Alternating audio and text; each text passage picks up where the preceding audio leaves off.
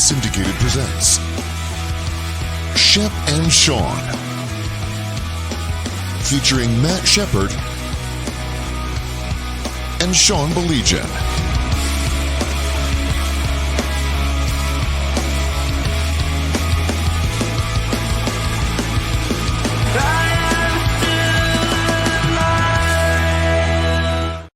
So, hi, he's Shep, I'm Sean. Let me get this out of the way right now. I hate the pleasantries. Okay, great. I hope everything. Did you have a nice weekend? Great.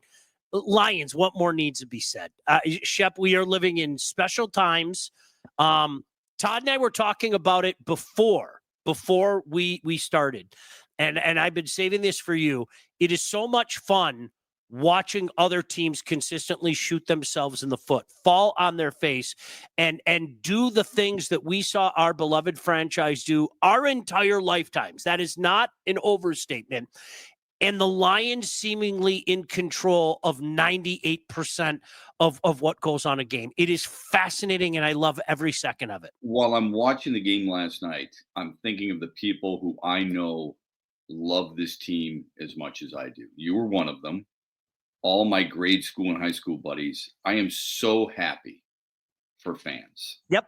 I mean that. I know we can all be fickle. I know we can all jump on and jump off bandwagons, but I'm really, really happy for so many people who have suffered for so much of the bad times, for them to embrace and enjoy this like nothing else. And I mean that sincerely. I don't care how old they are. Maybe some really young people are a little spoiled already by it. But I'm just really happy for some of the old timers who have been through an awful lot with this team. You and I went through 0-16. For us to, and I mean this, for you and I to be able to enjoy this is so rewarding. And the chance to talk about it, it's great, man. I texted a number of people who are friends of mine still with the Lions. And they're not, not players, not coaches. I just said, I'm really happy for you. You have been a class act with this organization for a long time, and you deserve this. And I think people in Detroit truly deserve that.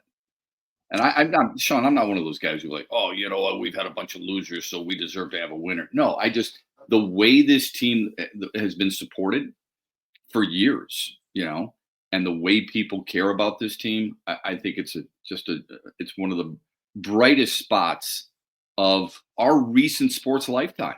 It really is. And you could make the argument, Sean, it's one of the best regular season teams we have ever witnessed in any sport in this town. 100%.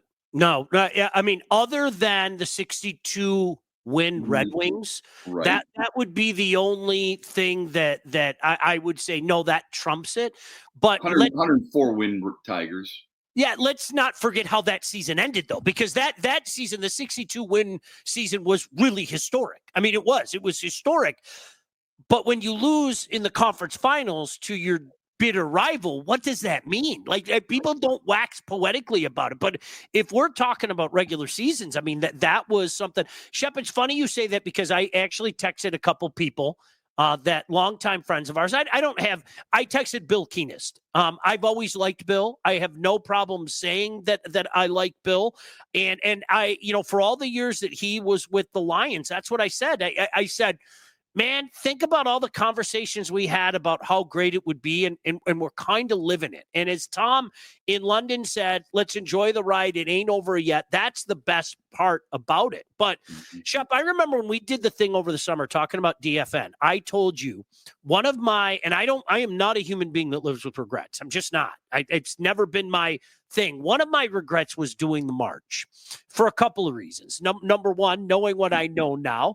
And number two, the way it was misconstrued by a lot of people, including some people with the Lions, that had nothing to do with hating the Detroit Lions, telling people not to go to the game, telling people to boycott the game. It had everything to do with loving this franchise and watching it being torn down, as bad as it had been up to that point in time. Shep, it didn't take a rocket scientist to figure out the worst was yet to come. And come it did 2 years later in the form of 0-16. So I'm I'm with you. Like, to put up with the crap that we've put up with in our lives, all right? And I have no problem saying it. I can't tell you how many Sundays I wasted there. Wasted. I have a job. I didn't want to be there because I knew what was going to happen. To watch this team, to relish this team, to feel like, and I have no problem saying it, a fan is awesome. This has been phenomenal. It really has. Yeah, it comes from a good place. I remember walking into the practice facility one time, and I was met by Ricky Sandoval, who was their longtime security guard, if you will, security advisor, whatever you want to call it. We ended up being pretty close friends, actually. But he said, "What are you doing here?" And I said, "I'm here to cover practice." Why? And he said, "You call us. You say stuff about us that makes me think you shouldn't be here. You call us the lie downs." And I said, "Well, to a certain extent, I think I'm right in saying that." He goes, "Well, we don't appreciate that, and you can get out of here." I said, "Let me tell you something." I said, "I was born and raised here, and I grew up as a kid crying when this team lost. I love this franchise as much as any fan or any person can love an inanimate object, right? That is not a human being, a franchise. That's me with this team and every pro team in this town. And you can never get that out of me." I said, it comes from a place, and we had a long discussion about, when I was a kid and how the players that I watched and the pajamas I wore and all the different things. And now I can look back and I can say, yes, all that pain is worth it to experience the last 2 years with this franchise. Phenomenal.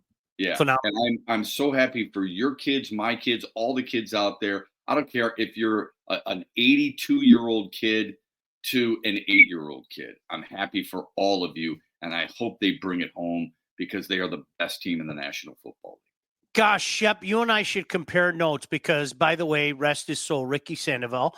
I've had more conversations with people. I won't mention their names. I bet you can figure out who, just like that, where they, "Hey man, what's your problem with the Lions?" I'm like, "What are you talking about? You don't get it. You don't get it. You don't get." And Dan Miller used to make me tell this story. Well, not make me. I told the Thanksgiving 1980 story on the Fox 2 show every year for like 8 years running. You have the Chicago Bears scoring on the last play of, I almost swore, freaking regulation. Vince Evans, good quarterback there, huh? Vince Evans, boy, wasn't he great? You have Vince Evans scoring a touchdown on the last play of the game, and then they return the opening kickoff for a touchdown. Right. How? Who does that? You mean not the overtime kickoff? The overtime kickoff. Yeah. Dave Williams? Was it Dave Williams? And David will, and my grandfather's laughing. I'm sitting at their house on Thanksgiving with tears down my face. And my grandfather, boy, a chip off the old block with my dad. "You know what? Let me tell you right now. You don't waste your time with these losers. That's all that." And I'm like, okay, well, little does he know what that did to that 10-year-old is that made me a Lion fan for life. That was it. I was in. There was no debate from that point on. And those are the things when people would say, "Oh man, you're really hard on the Lions." Look, my job is to say I don't think Joey Harrington's good. Right. That's my job. Like, I'm sorry, I would rather sit up there and talk about how great these wins are and holy crap, look at our Tom Brady and things like that. But Shep, we've got a job to do, right? Absolutely. I mean, you've got to. It's okay to have expectations. Okay, I hope people increase their expectations in this town about every franchise, all these teams. Okay, I hope that bar is higher for the Pistons and the Red Wings the rest of the year. I hope it's super high for the Tigers next season because that's a healthy thing. And I always found myself laughing a little bit when I used to talk to athletes and they would say, "Nobody has higher expectations than we do." Okay, then what's wrong with me talking about those high expectations? I don't think the athletes mind as long as you're fair. I don't think there was ever a time where you and I said, I wouldn't go buy tickets if I were you. That's not our job. I mean, Never. if somebody, if Skydog or if Tom wanted to go and watch the Lions and they weren't playing well and they were already out of the playoffs and they want to sit there and watch it, that's up to them. They want to enjoy a National Football League game. Good for you. I wouldn't do it. That doesn't make it wrong. But our job was to make sure people understood whether this team was going in our opinion, and based off some of the information we received, whether they were going in the right direction or the wrong direction. Thank goodness they're going in the right direction right now. And we're going to talk about that in greater detail. But Shep, I always used to say I'd be the greatest hypocrite in the world if I told you not to go, because I like to go. Yeah, every year there was one Sunday where I said, let me be dad. I'll do some pregame thing, but after the game, kind of just let me take my boy to the game. And every year I went to one game because I wanted to go. I wanted to share that experience with that. I had a great conversation with Neil Rule today, and I want to run this by you in a second. By the way, Skydog almost said 96 wings. Postseason didn't end well. Yeah, but in the context of what we're saying, I hope you understand, Skydog, we're talking about regular season. It was a phenomenal regular season, but you're absolutely right. The way that ended. Brian said, Vince Evans. How about Bob Avellini? The kick return in OT was a heartbreaker as a team. I was devastated. I'm not joking. I was devastated. Shep, I always used to say for years, and I probably said it to you. We probably talked about it in one of the places that we work. I always used to say, there is no way in hell I would miss the Lions in the Super Bowl if they went to the Super Bowl. I don't care if it was in New Orleans. I don't care if it was in LA. I don't care if it was in Tampa. There's no way in hell I would miss that Super Bowl. And you know what? The reality is we are 2 home wins away from putting that to the test. Okay. Right. Yeah. And I got to be honest with you, Shep. I don't want to go to the game. I don't. I want to sit at home with people like you talked about, guys that I grew up with, guys that we remembered the struggle together. We can tell you exactly where we were when Eric Hipple got knocked out. We can tell you exactly where we were when the Bears won that game in overtime. I want to, that's like my moment. That's like a personal moment. Like I as cheesy as that sounds. No, that's cool. I think it's awesome. You want to share that. You'd like to have Jack at home too, right? 100%. Yep. So that would be the icing on the cake. I would love to go to it just because I've had a chance to cover a lot of big events. This would be arguably the biggest in our city's history. So, yeah, I would like to go to it, but I enjoy watching the game at home. I think my son and I were just talking about this today. He said the standing room only for the divisional playoff game, all right, in 2 weeks, he said is like $700. And he said upper bowl is over $1,000. And I thought, that is nuts. He said, I think I'd go to it. And I said, the divisional game? Conference championship, maybe. So if it's Detroit and Philadelphia, I could almost understand. I couldn't justify spending that much money, but I could almost understand how much money is it going to cost to go to the Super Bowl, in addition to, the fact that you're going to have to pay for a hotel and you're going to have to pay for parking and you're going to have to pay for a flight and all that other stuff. It's going to be absolutely crazy. But who am I to tell people what to do with their money? If you want to go watch this team, they deserve to go watch this team. I hope they come out and they show up in massive numbers. And I'm telling you right now, and you guys can laugh and call me a sissy and all that. God forbid they win the Super Bowl. Honest to God, I think I dropped to my knees and bury my head on the ground and sob. Like, I'm not being funny. I'm not, honestly. And then I would jump in my car and drive straight to my grandfather's grave and do a dance on it. Right? And like literally just dance and say, I told you they'd win one day. I told you they'd win one day. And because Shep, I mean, really, that's what we grew up with. Let me get some more comments. I know what I call people who only want to see teams when they're winning, front runners. I'd pony up the Super Bowl money, says Nick, 26 years of season tickets, but I'm 1,000% there. Well, I do have a price limit, but man, what an event for days with Lions. My club seats in 21 were $336 a ticket. I'm unfortunately priced out. $336 a ticket. Wow. Mhm. Well, you would I pay love the that. club. You The you you club's would awesome. absolutely pay that for a conference championship game. Yeah. That's a bargain for a crowd. You were talking about the emotion. I remember, actually went to the Pistons championship series against the Lakers in '88 at the Dome with my high school buddies. I remember watching the Wings win the cup at the Joe and standing there with the clock kind of clicking down, and I was standing right next to a Detroit police officer, because where they had us in the bowels of Joe Mhm. Louis. Mhm. Hey, it's the worst arena of all time for media. It's great for fans. It was worse for media. We had to spend a lot of our time in the bowels of the arena because there's not enough room to hold any of the media in the press box. And I said, I'm taking this in, man. I'm in. We you have to go and you stand in a long line as you get ready to go in and interview everybody after they win the cup. But I said, I'm cutting out of this line. I want to go see what it's like. I want to be in the bowl when it's happening. And I'm standing next to this Detroit police officer, and he and I look at each other, and we're just shaking our heads. We both started crying Sure. because of we knew what it meant to the organization and to the city, and the emotion that I felt in that arena is something that's really hard to match. I cannot imagine, Sean, in 2 weeks when Detroit plays for the NFC Championship game and that clock is clicking down and you're about ready to go to the Super Bowl and you just ruined Philadelphia's end of the year or whomever it may be, the emotion that it's going to be in at that time on a Sunday afternoon in Detroit. Unmatched. No doubt about that. Todd brings up a great point. Can you imagine the Bills and the Lions in the Super Bowl? It will legitimately be the most expensive ticket ever.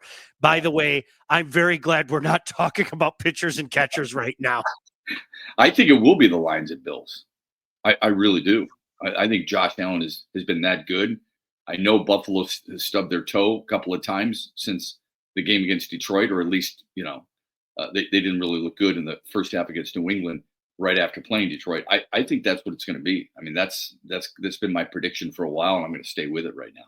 Well, let me tell you all about catering. Are you planning your NFC Championship party, maybe a Super Bowl party? All About Catering LLC can take care of you. They are a full-service caterer, graduations, weddings, bridal showers, corporate events, anything you need catering for from 25 to 4,000 people. All About Catering will take care of you. For Rick and his staff, customer service and satisfaction is their number one goal. So don't sweat the big event. Just go to allaboutcateringllc.com. Please tell them we sent you. Check out their menus, their 5-star reviews. Give them a call, 586-731-1398 to get your event started. Nick said, I saw the Pistons in 88, 89, 90-ish behind the net, but good enough to have a waitress like $65 a seat. We may have a COVID-type shortage on Kleenex if we win the Super Bowl. Well, you know what it is? It really is. It's like all those people with the Boston Red Sox in 2004. Yeah. The Or the people. Cubs. Yeah, I wish my dad was here. I wish my grandfather Yeah. was here. We all have our tales. It's like cutting a tree open to see how many rings there are, right? Yeah. For Good. us, it's the amount of butt hurt scar tissue. Well, Yeah. here's about 5 inches of scar tissue. So each inch is 10 years. So I'm going to estimate that this guy's 54 years old. Well, you nailed it. Yes. And I've had 50 years of butt hurt. So that's really where it's at. Shep, Yeah, I think a lot about the guys that you and I covered, back No. even at the Silverdome and stuff. Those guys, the guys who really worked hard, but they weren't on good teams. Yep. And that's not a knock against some of the other guys. They just weren't that talented, right? But I think of guys like Stephen Boyd and like Robert Porcher and like our mutual friend Herman Moore, right? Benny Blades. And Chris Spielman and Benny Blades and Jerry Ball. Yep. And guys like that, of course, Barry Sanders and Calvin Johnson, and to a certain extent, a guy like Matthew Stafford. But those guys, they truly cared about the Lions and about the city and about the community. And a lot of them are still here. And it's obvious that they still care about it. But there's a special feeling for them to be part of an alumni group that is now viewed as a winning franchise. And they have told me stories in the past when they would connect with other NFL alumni and how those alumni would laugh and, not be super complimentary about the organization that these guys were representing.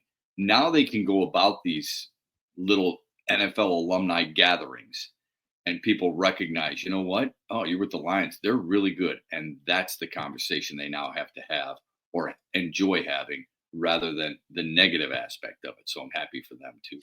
Let's get into the game in just a second. It was a master class in so many different ways last night. It really was just a fascinating watch. And first, let me tell you about our friends at the Wealth Advantage Group. If you're ready to take charge of your financial future, look no further than the Wealth Advantage Group, located in historic downtown Northville and owned by those two guys right there. Two guys that literally comforted me on that cold day in 2008 when the Lions lost to the Packers to finish 0-16. That is a true story. I'm not bullshitting you. They lived next door to me, and they came over and they like, dude, can we all just sit here and be miserable together? And you're never going to believe it. A bottle of whiskey showed up. It was amazing how that happened. But these guys offer personalized experts guidance to help you navigate the complexities of financial planning. Now, whether you're saving for retirement, getting ready to sell your company, or already in retirement, they can help guide you through every step of your financial journey. They work with clients throughout all stages of life and have clients in over 20 different states. Look, the investment world, it is a complex one.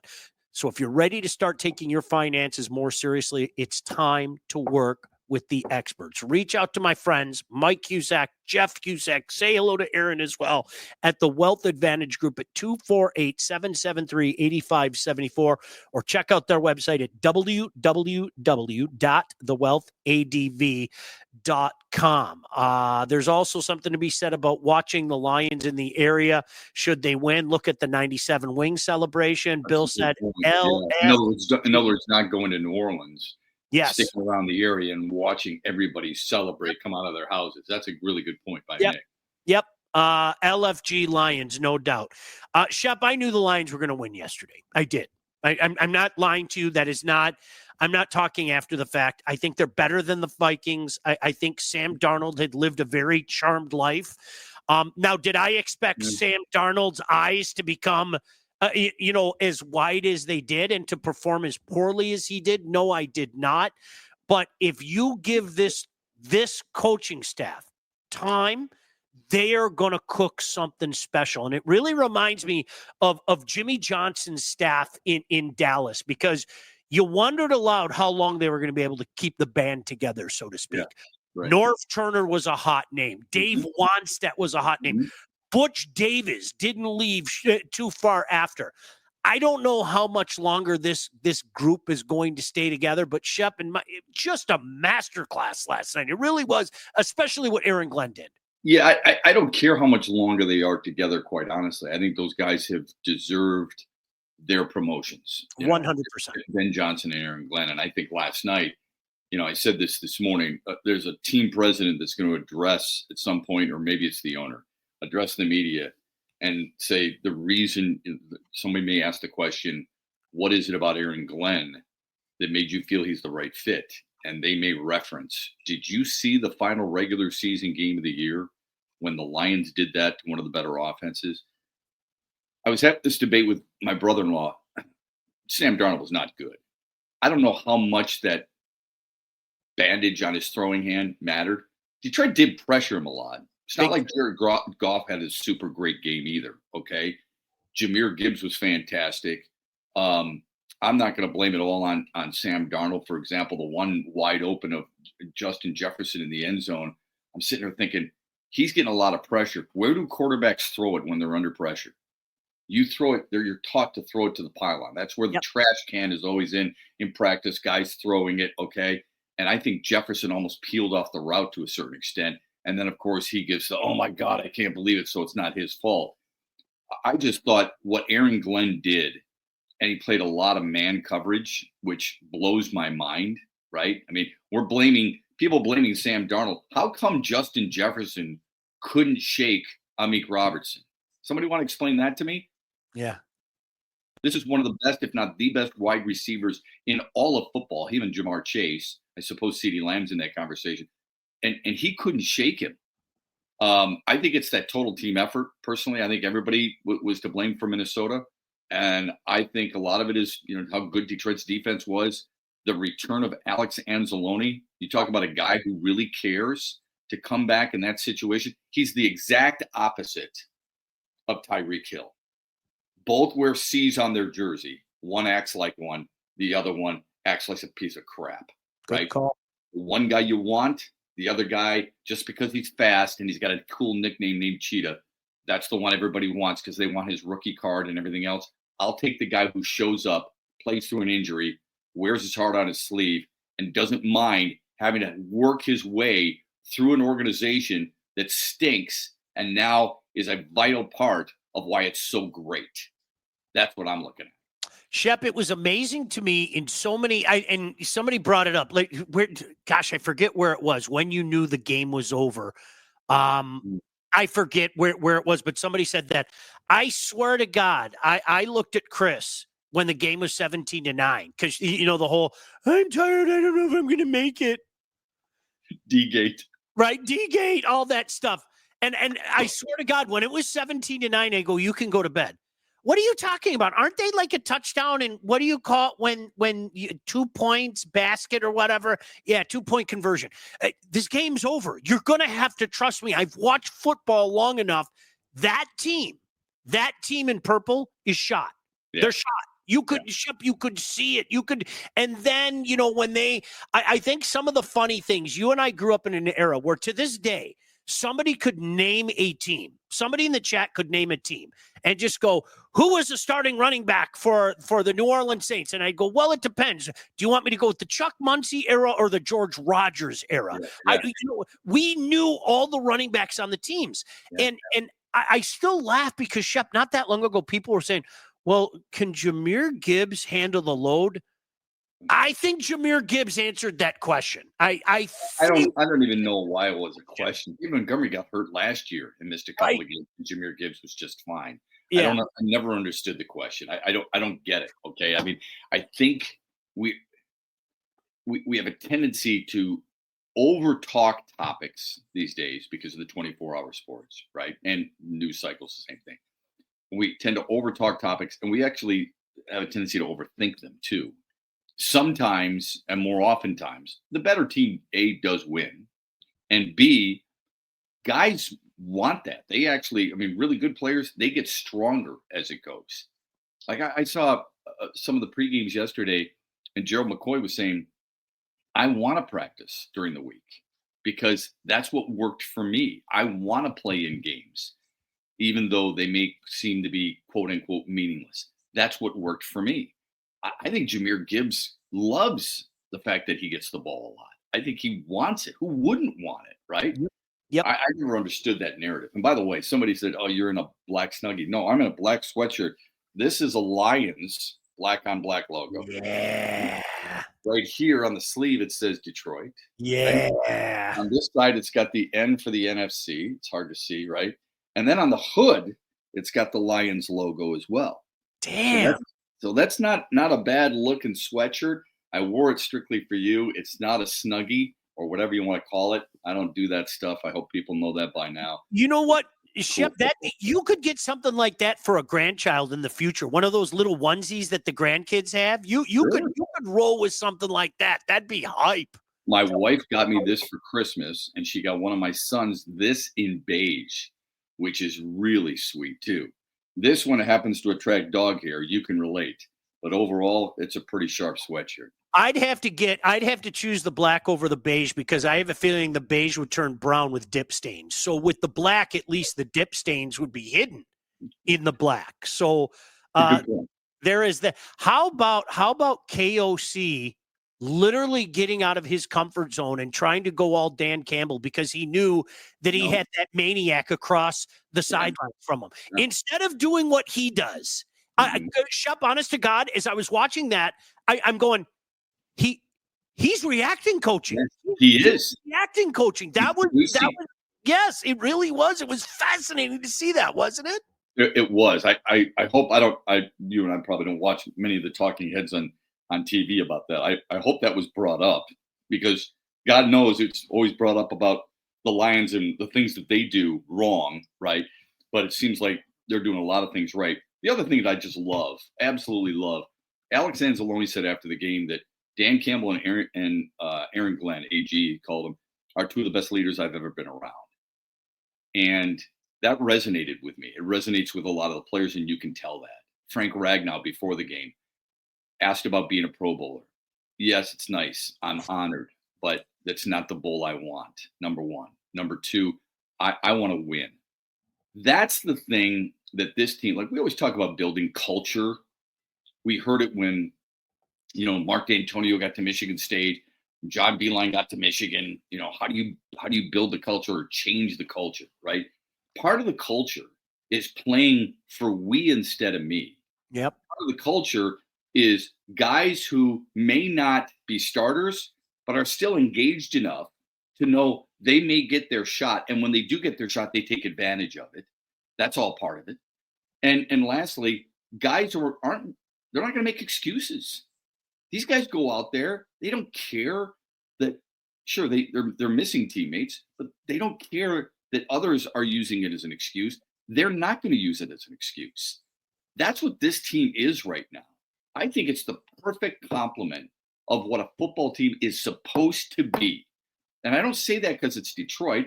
Other franchises have done it. I just love the fact that we're in the middle of watching Detroit do it right now. Yep. That's it. Make dip stains great again. Boy, if that indicates greatness, I'm a great one. You may as well call me Gretzky.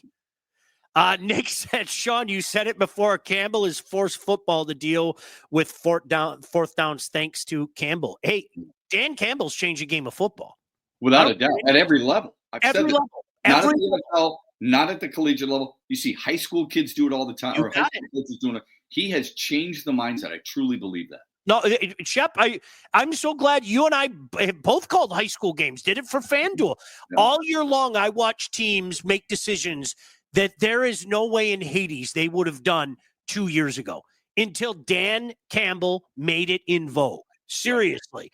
Hey, let me tell you about Legacy. Did you know that thousands of Metro Detroiters have already called Legacy Partners to get help with their home and auto insurance? Our friends at Legacy Partners are one of Southeast Michigan's top independent insurance agents. They provide a full-service, one-stop solution for all of your insurance needs, personal and business, large and small. Legacy has helped our listeners by fixing mistakes other agents have made, asking the right question to get the right coverage put in place to properly protect you, and yes, help save you some money. They did it for me. They did it for my family. They'll do it for you as well. Chances are, if you haven't checked your policies in the last year, you're probably paying too much and you could be underinsured. What are you waiting for? These guys are great guys.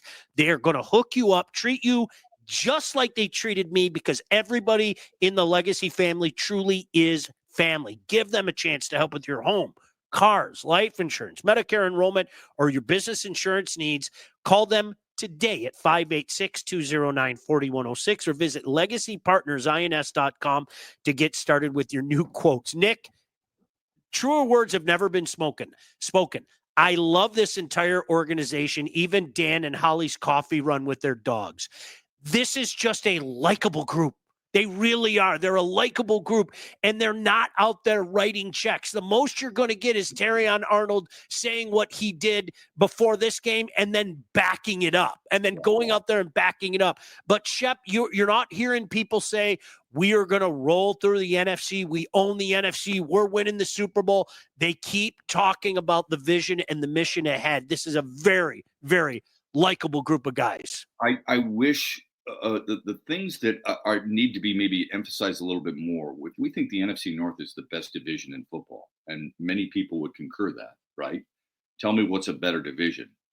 Maybe the AFC North, but Pittsburgh hasn't been playing well. Cleveland's absolutely terrible. Cincinnati didn't make the playoffs. They lost to frickin' New England at the beginning of the year. Wish they had that one back. If that's true, Detroit went unbeaten in the division, number one. 8-0 on the road, right? They're the sixth team in the history of the National Football League, sixth team to ever score 70 touchdowns in a game, or in a season, I should say. The number, I don't understand how people can be if you think there's a better team, Kansas City, Buffalo, Baltimore, perhaps maybe even Philadelphia, okay, but to not really give this team the true understanding of the elements it takes to win. Like even today, I'm reading articles where people are like, "Sorry, I mean, I just think they're too beat up. Too beat up. The playoffs are a different ball game." Really? They played Minnesota twice and beat them. They're in the playoffs. They played the Rams and they beat them. They're in the playoffs. What do you mean? What are you talking about? It's different. They were there a year ago. They know what it's like. I don't get why these people feel like I've got to find a way to bring this team to its knees because I just don't believe they can get it done. The excuses are not there. They've answered every possible question, Sean. It's real. Hey, old friend Louie. How about that? Louie, shout out. Louie was an intern for us at the Fan back in the day, then at Fox 2. Then I know he worked for Channel 4 for a while. Love hearing you guys. It's amazing right now. Lions are the only team in the league operating out of the mindset that they have 4 plays to make a first down, while the rest of the league only gets 3 plays. It alters third down play calling so much when you know you have another down to pick up the first. Louis, how many times have we seen Dan Campbell do that on a 3rd and 5? What are you doing with that inside handoff to Montgomery? What are you doing with that inside handoff to Gibbs? Oh, yeah. Pick up the 3-4 yards to make it a 4th and 2. I mean, how many times have we seen that? And Shep, now our brains are trained for it. We're trained for it now, but it's amazing.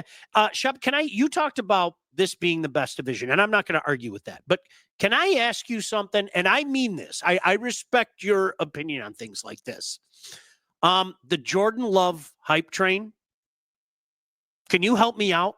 Because the more I watch this kid, the more I watch him, he had a magical 4-5 games last year where I was like, holy shit, they did it again.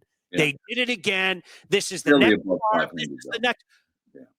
Shep, he isn't good. Like, I'm sorry. I wouldn't go that far. I wouldn't say he isn't good. I really don't think he's good. I don't think he's a top 10 quarterback. No. And this goes to show, you and I had this conversation last week about the college quarterbacks coming out and how the Giants need to get one right and all this other stuff. It's hard to play the position. And I don't think there just aren't that many great quarterbacks, period. National Football League, college, whatever. There just aren't. And he's part of those guys who I think are in the second tier. That's all. Yeah. Not that there's anything wrong with that. And he may turn out to be much better than he is right now. I'm talking about right now, okay? We feel like in this business, we always got to project what a guy's going to be. Or we got to compare somebody to somebody who's great, right? And sometimes you don't necessarily have to do that. It's okay to say, we've got to wait and see. I think he's okay, but I don't think he's great. I mean, how many quarterbacks, think about this, anybody at home, do this little drill on your own. Tell me which quarterbacks you would really feel like you have to have in a must-win game situation. And then tell me how many you come up with. Yep. You're not coming up with very many. I promise you that. Yeah, I was terrified of him. I was one of those guys saying, man, did you watch him down the stretch last year and in that Dallas game? I have seen him numerous times this year, okay, including yesterday against that awful Bears team. To say that he leaves something to be desired would be an understatement. I mean, really, it's just I don't know. Is it regression? Is it sophomore slump playing wise? Bill Van Ginkel almost flipped the script with that near pick 6. How good was that guy, Shep? He's really good. Garbage. I love the way that guy plays. Yeah. Bill asks MVP, Allen or Lamar? Allen. Yeah, you and I have talked about this before. I think what happens with defending MVPs is they are not measured against just everybody they're up against during the season, but they're measured against what they've done before. Yep. When a guy is the only guy in the history of this league to throw for 4,000 yards and rush for 800 in a season, and they win a good division, I think he's got a really strong case. So I wouldn't have a problem with either one of them. I think it's down to those two. I think Saquon Barkley to a certain extent. I was a big believer that Jared Goff should be in the conversation until recently, and especially after his performance yesterday. I wouldn't have an issue with going either way. My guess is Allen will probably win it because it's hard for people to vote for a guy in back-to-back seasons. Let me take it a step further, Shep, and you'll probably agree with me, although you don't have to agree with me here. There are too many lazy MFers out there that are going to look at a game like that game against the Lions and go, ooh, look what he did. Or, ooh, look what he did in that Rams game. And that is going to be the basis for their vote instead of using that stuff, because that would require actual work, to looking at your phone and looking up stats and things like that. Mm-hmm. So instead, coaches, instead, what they will do is they will, well, I watched that game. That was America's game of the week one week. And then that was America's game of the week the next week. And he scored 500 touchdowns. So there's your MVP. That's why he's going to win. Right. There's no doubt. Or there's my Heisman Trophy winner. Absolutely. Yeah. Yep. That's exactly it. Shep, is there anybody, and I hate using the word fear, so take it in the proper context, okay? If there's one team in the NFC that you think you fear or can beat the Lions, is it Philly? Before the game last night, I would have said Minnesota, even if Detroit beat them like they did. Because I think Minnesota's pretty damn good. Philly's probably the obvious answer, I think, because obviously they have the best running back in the league, although some would say Jahmyr Gibbs. They've got deadly threats at tight end and wide receiver, and they've got a really good offensive line, just like Detroit. I think the Lions would be able to move the ball on them. I think if the Lions can shut down Minnesota's weapons, and I think Minnesota's weapons are really good, they can shut down Cleveland's weapons, Chicago's weapons. Chicago's weapons are really good. I think they could do it to Philly. I worry slightly, Sean, about seeing a team from your own division 3 times in a season, even though the numbers would tell you you would win that game more oftentimes than not. But they know each other so damn well. I wonder how many more surprises that you could possibly give them. I'll say the Vikings to be different. Okay, fantastic. By the way, before we get out of here, when it's time to get yourself a new house, whether you're buying, selling, or both, you need to contact the right agent. Who do we recommend? There she is. Do you like that dramatic pause for effect? Lindsay Broadwell. It's a Globe, it's a Golden Globe Award. Your house is probably the biggest investment you'll ever make, and that's why you need a pro. Lindsay grew up on the mean streets of Northville and has expanded her team all over Southeast Michigan. She's an expert in all facets of the business. And when it's time to move, our friend Lindsay and her team will make sure you get the most out of your house and everything goes smoothly when you're finding your new home. Buyer, seller, first-time buyer, doesn't matter. Make sure you contact Lindsay at BroadwellHomes.com. She'll help you with everything from start to close. Licensed realtor at Real Broker LLC. Start your search today at BroadwellHomes.com. All right, Shep, anything else we need to chat about before we get out of here? Well, somebody had mentioned Dan Campbell's got to get Coach of the Year. How could he not get it? Undefeated on the road, 15 wins. All those things, good points by Nick. I guess my question would be, who do you think else is in the conversation? Kevin O'Connell has to be in the conversation. Has to be. Yeah.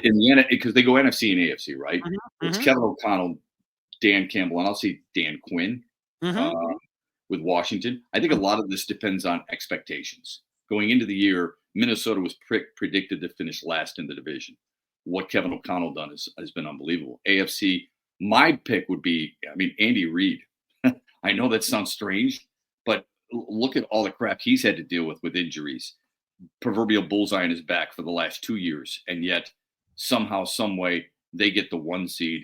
Jim Harbaugh's got to be in that conversation, and I would guess Sean Payton. Those would be my final 3 in each of the conferences. I would legitimately say Jim Harbaugh. I would, and I understand exactly what you're saying, and I wouldn't complain too much about Andy Reid because it's almost as if it's almost like Scotty Bowman, right? Well, who's going to vote for Scotty Bowman as Coach of the Year? Who's going to do that? You could vote him Coach of the Year every damn year if you wanted. Like, right. Legitimately, you could do that. But right. It's almost like because you're Andy Reid and you've had all this success, well, I can't really vote for you for Coach of the Year. And I don't think that's necessarily right. By the way, Tom said, great win by U.S. at the World Junior Tournament last night.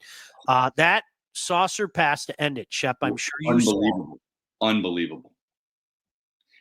I had a friend, stop me if I've told you this. I've had a couple of friends of mine tell me that they're Canadians. They're like, you damn Americans, you're so good at everything. And Team USA, it's back-to-back gold for them. in the World Juniors. I mean, that shakes a nation up in Canada. Absolutely. Team USA is, I mean, they're the bomb. These kids get after it. They're fun to watch. It's awesome. Good for them. It starts with development. Everybody laughed at them when they started that crazy thing called the NTP. Talked about that. Yeah. It's amazing. It's fantastic. Yeah. All right, Shep, let's catch up on Thursday. Always a pleasure. Todd, thank you as well. God bless you all. We'll talk to you soon. Bye-bye. Shep and Sean, featuring Matt Shepard and Sean Baligian. Executive produced by Sean Baligian and Todd Losey. Theme song, incidental music, and related sound effects are from Still Alive by Anti-Ghost.